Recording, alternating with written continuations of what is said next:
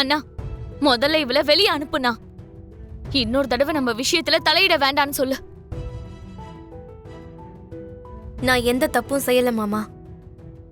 இந்த வீட்டு பொண்ணு எப்படி இருக்கணுமோ அதை தான் நான் சொன்னேன், அவ்வளவுதான்.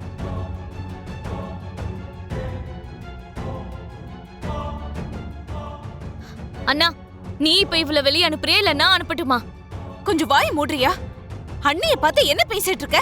இவ எனக்கு அண்ணி இல்லம்மா.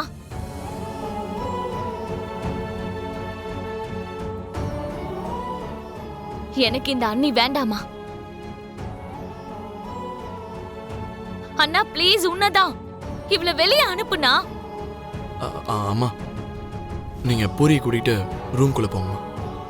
அவளை வெளிய அனுப்ப சொன்னா நீ என்ன உள்ள கூட்டிட்டு போன சொல்றியேனா?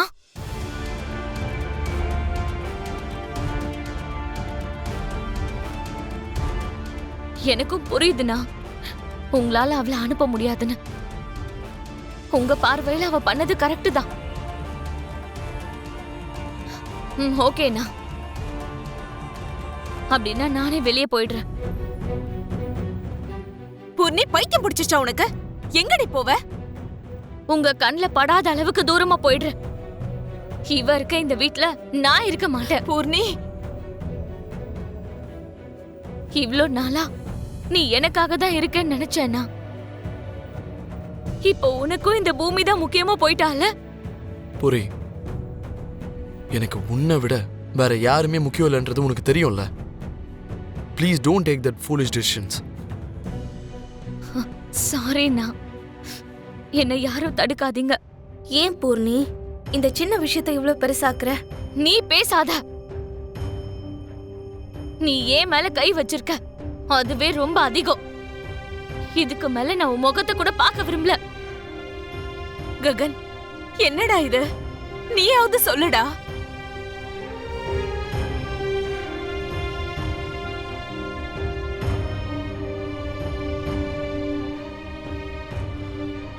பூமி, இப்ப இந்த பிரச்சனை இதோட முடியணும்னா என்ன பண்ணணும்னு உனக்கே புரிஞ்சிருக்கும்னு நினைக்கிறேன்.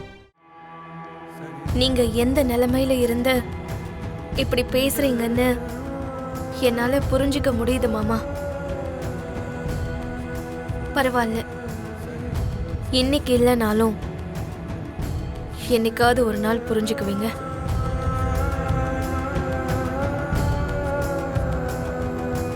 டிராமாலாம் வேண்டாமா.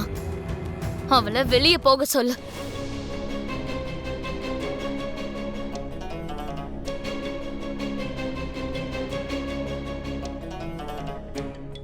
இனிமேலாவது திருந்த சொல்லு. பூர்ணி, இன்னொரு தடவை இந்த வீட்டு வாசப்படியை மிதிக்காத. எங்க விஷயத்துல தலையிடாத. வெளியே போ. பூர்ணி.